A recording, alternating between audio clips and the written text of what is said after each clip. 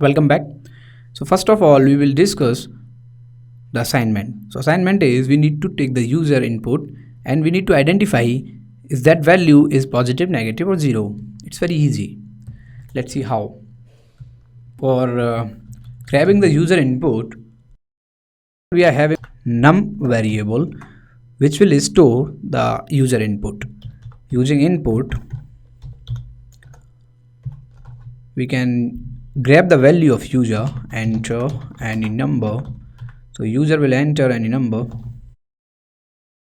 It will store into num variable, and for num variable we need to design conditions. So if num is greater than 0, so for greater than this sign we are using, and what are the expressions I will let you know.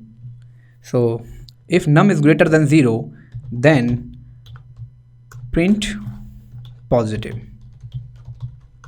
Yes, if the value is greater than 0, it will be positive. And the other clause is elif.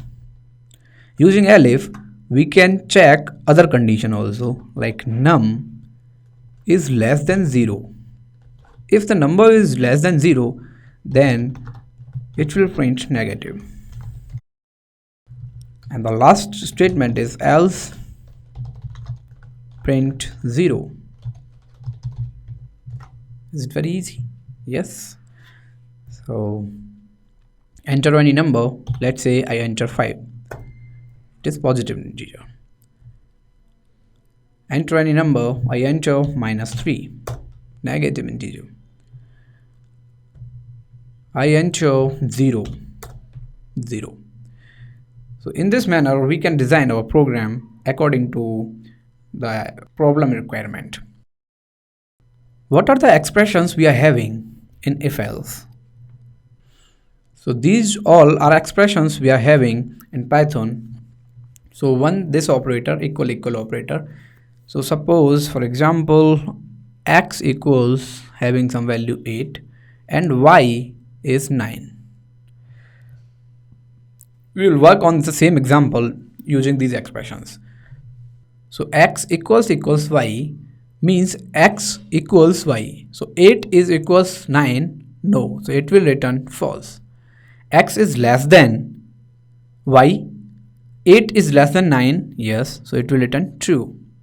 So we will work on the same example for all the expressions. X is greater than y. So x is 8, y is 9, which will return false. X is greater than or equals y means x is 8, which is not greater than 9 or not equals to 9. So it will return also false. X is less than equals y. Yes, true. X is not equals y. Yes, true. X is 8 and y is 9, so which is not equal. X is y. X and y are the same object. We will talk it in OOPS concept after a few videos, so how it will work. And for same is not y for different object. In operator, I told you in the last video, we can check the membership. So X is a member of the container. So container can be a list, tuple, dictionary, and so on. Let's have a look, for example, in and not in expression.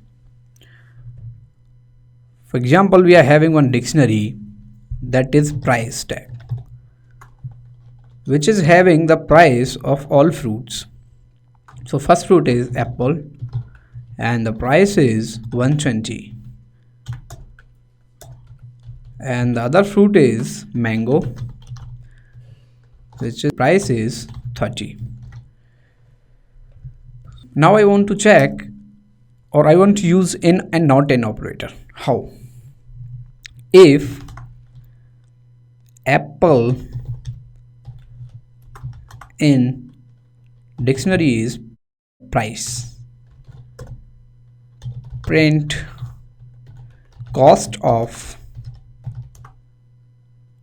apple is price and the key is apple.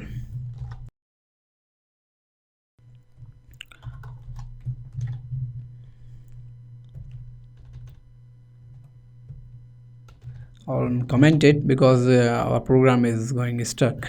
So now you can see the cost of apple is 120. How not in operator will work? Here you can see the not in. So not in will return, suppose I will use here not in, so it will return false, not available. And in else condition I need to put else fruit is not added into your cart. So fruit is not added into your cart, but apple is there. So not is, it will work at the opposite of in operator. Suppose I want to know the banana, and I will not use not, only in, so it will return false because banana is not available in price dictionary. So it will return fruit is not added into your cart. So like that, in same manner you can create your application according to you or up to the demand. For same thing, we are having one built-in function for dictionary, that is print price, this is dictionary dot get.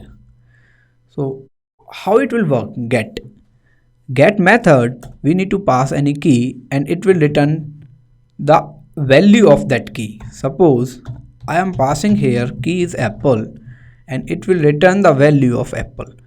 So value of apple is 120. Here I will pass any key which is not available in price, for example banana,